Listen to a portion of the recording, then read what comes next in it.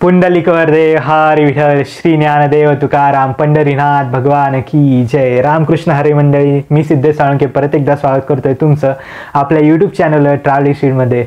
तर माझ्या वेशभूषेवरून तुम्हालाच कळलंच असेल काहीतरी वेगळं आहे. तर आपण आपल्या महाराष्ट्राची परंपरा आणि देशाची परंपरा जपण्याचा प्रयत्न केला आहे चॅनलच्या थ्रू. बरेच असे गडकिल्ले दाखवलेत मी, बरेच अशी ठिकाणं दाखवलेत, as well as बरेच मंदिरं दाखवलेत. शर्यत, बैलगाड्या शर्यत जो महाराष्ट्रातील एक लोकप्रिय खेळ आहे तोही दाखवायचा प्रयत्न केलेला आपल्या यूट्यूब चॅनलमधून. तर तुमचा भरभरून सपोर्ट दिला आजपर्यंत, तर असंच सपोर्ट असू द्या, असंच प्रेम असू द्या. तर मी ही एक काइंड ऑफ छोटीशी सिरीज चालू करतोय, तर या सिरीजला असाच सपोर्ट असू द्या. तर आज आपण चाललो या सिरीजच्या पहिल्या वाड्यामध्ये व्हिजिट करायला, ते म्हणजे संत तुकाराम महाराजांच्या देवगाव म्हणजेच देवक्षेत्र, तिथे चाललं आहे. आणि तिथली खूप सारी मंदिरं आहेत, विठ्ठल रुक्मिणी मंदिर, गाथा मंदिर, ते सगळं एक्सप्लोअर करण्याचा प्रयत्न करूया. आणि जे काही माहिती असेल माझ्यापर्यंत ते तुमच्यापर्यंत पोहोचवण्याचा प्रयत्न करेन. आणि तुमच्याकडे काही माहिती असेल तर कमेंट सेक्शनमध्ये नक्कीच सांगा पुढे जाऊन व्हिडिओमध्ये. तर चला तर मग जाऊया. श्री क्षेत्र देहू म्हणजे संत तुकाराम महाराज यांची जन्मभूमी आणि कर्मभूमी. येथे जगद्गुरू तुकोबाराय यांनी गाथा लिहिली. इथे आज आपण देहूमधील देऊळवाड्यातील विठ्ठल रुक्मिणी मंदिर, संत तुकाराम महाराज यांचे जन्मस्थान, संत तुकाराम महाराज यांची पत्नी जिजाबाई यांचे मंदिर, श्री संत विश्वंभर महाराज यांचे मंदिर, गाथा मंदिर, नंदगिरी रिक्षम आणि इथं असलेल्या बरेचसे मंदिरं पाहणार आहोत. पण त्या अगोदर चॅनलला सबस्क्राईब करायला विसरू नका आणि लाईक करायला विसरू नका.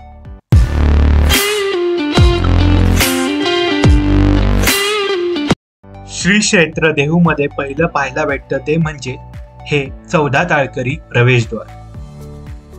तर श्री क्षेत्र देहू येथे मी आलो आहे आणि आता आपण प्रवेशद्वारातून आत आलो आणि आता आतमध्ये जाऊया मंदिरात आणि तिथलं दर्शन घेऊया. तर तुम्ही ते दर्शन घ्या आणि त्याच्यानंतर नेक्स्ट पुढचं मंदिर आहे तिकडे जाऊया.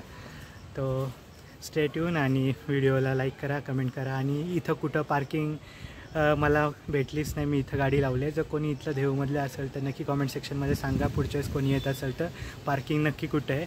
तर इथं अशीच मी गाडी लावलेली आहे. तर भेटूया. इथे असलेल्या देऊळवाड्याला भव्य असे चिरेबंदी महाप्रवेशद्वार आहे.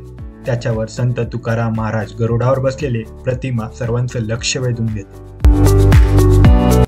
देऊळवाड्यात आत गेल्यावर गणपती बाप्पाचे सुंदर असे मंदिर आहे आणि त्याच्या समोरच्या बाजूला हनुमानाचे देखील मंदिर आहे. तिथून आत गेल्यावर दर्शन रांगा आहेत. आत गेल्यावर तिथे पालखी पाहायला भेटते. याच पालखीतून दरवर्षी तुकोबा महाराजांच्या पादुका पंढरपुरात दर्शनासाठी घेऊन जातात. इथे असलेल्या मंदिरात विठ्ठल आणि रुक्मिणीची स्वयंभू मूर्ती आहे. दर्शन घेऊन बाहेर येताच राम मंदिर आहे. देऊळवाड्यात हरीश्वराचे देखील मंदिर आहे आणि तिथून पुढे शिळा मंदिर आहे. काही समाजकंटकांनी संत तुकाराम महाराज यांचे अभंग पाण्यात उडवल्यानंतर तुकोबाराय याच शिळेवर 13 दिवस बसले होते.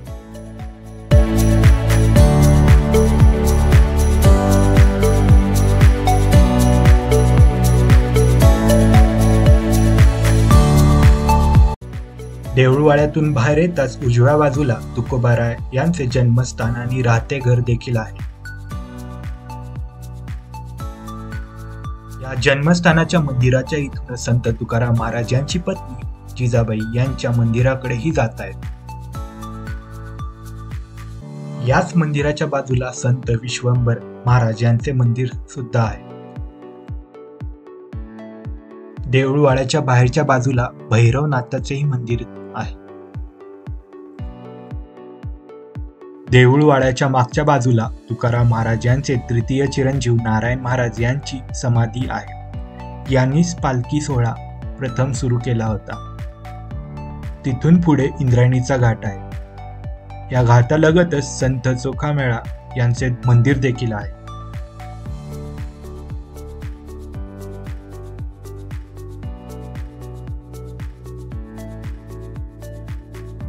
देऊळवाड्याच्या 5 मिनिटं दुरीवर वैकुंठ गमन हे स्थान आहे. इथे संत तुकाराम महाराज यांचे मंदिर आणि बाहेरच्या बाजूला नंदुरकीचा वृक्ष देखील आहे.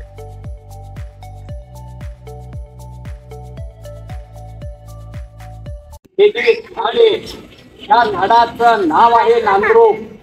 हे झाड तुकाराम विजयच्या दिवशी देऊचा बारावरून 5 मिनिटांनी अपूर्वा बनल्या जातं.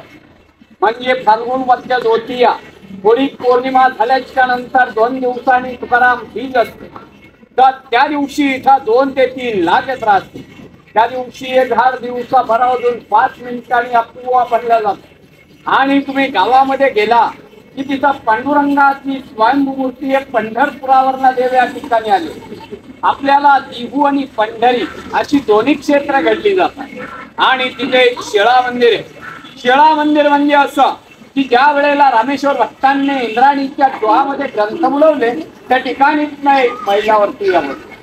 परंतु तिथले शिळा या शिळेवरती तुकाराम महाराजांनी 13 दिवस पोषण केलं आणि 13 दिवसानंतर जी ग्रंथ कोरडेच्या कोरडे वरती आले ते ग्रंथ आणि त्या शिळेची स्थापना मोठ्या मंदिरामध्ये केलेली आहे.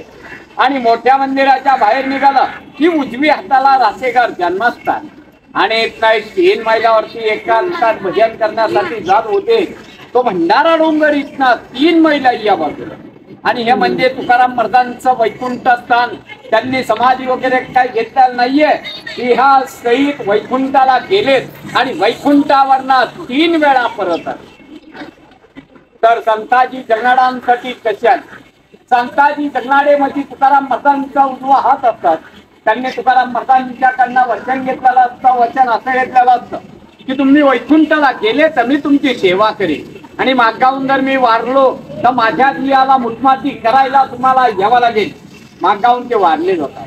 वारल्याच्या नंतर तिथले गावकरी म्हणजे 5 ते 6 मैल ज्यांचं गाव आहे कुटुंब म्हणून. तर तिथले गावकरी खड्डा वगैरे खणतात, प्रेत काढायचा प्रयत्न करतात. प्रेत काही काढले जात नाही. ते अफवा परिवार. त्या वेळेला तुकाराम महाराज वैकुंठावरनं खाली येतात आणि एक वंदळभर माती टाकतात. त्याच वेळेस ते प्रेत काढले जातात. तसेच ते निळोपर नगर जिल्हा पारनेर तालुका पिंपळनेर त्यांचं गाव. त्या गावावरनं ते इथं येतात. इथं आल्याच्या नंतर तुकाराम महाराज वैकुंठाला गेलेले असतात. तर त्यांचं असं म्हणणं असतं तुकाराम महाराज मुलीसाठी वैकुंठावरनं खाली येतात, संताजी जगनाडांसाठी येतात. तर माझ्यासाठी काय येऊ शकत नाहीये, मी त्यांचा शिष्य आहे. म्हणून ते या झाडाखाली बसून 42 दिवस उपोषण करतात. तर त्यांचे 42 दिवस उपोषण पूर्ण झाल्याच्या नंतर त्यांना स्वतः पांडुरंग भेटतात.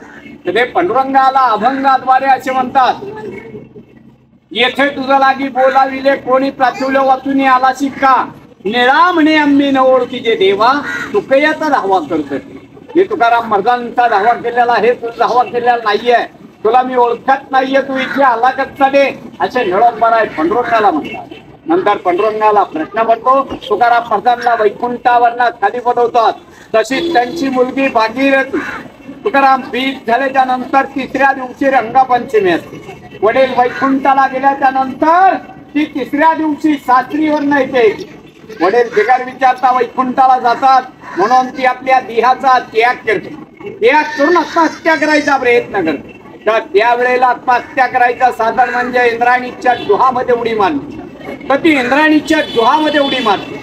उडी मारल्याच्या नंतर पांडुरंग स्वतः मच्छी अवतार धारण करतात आणि तिला ते वरचेवर तारतात. तारल्याच्या नंतर रंगपंचमीच्या दिवशी मुलीची आणि तुकाराम महाराजांची भेट होते. बस मी तुकाराम महाराजांच्या घराण्यातला इथला पुजारी. माझी स्वतःची 10वी पिढी चालू आहे. इथे तुकाराम महाराजांना पांडुरंगाला नैवेद्य करून रोज सकाळी महापूजा केल्या जाते. तर आपण मंदिरातलं दर्शनही घेतलं आणि इथं जिथून संत तुकाराम महाराज वैकुंठ गेले होते त्या स्थानीही गेलो. तिथून त्या आजोबांनी माहिती दिली, तेही तुम्ही व्हिडिओमध्ये पाहिली असेल. तर आपण आता जाऊया गाथामध्ये.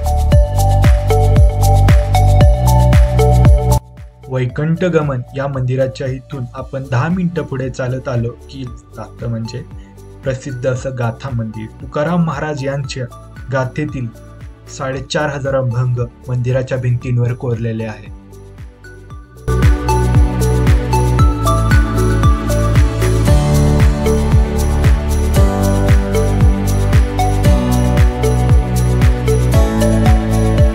अशा प्रकारे जेवढी मला माहिती होती देवाबद्दल तर ती देण्याचा मी प्रयत्न केला आहे. आणि त्या आजोबांनी पण खूप भारी माहिती दिली, तीही ऐकलं असेल.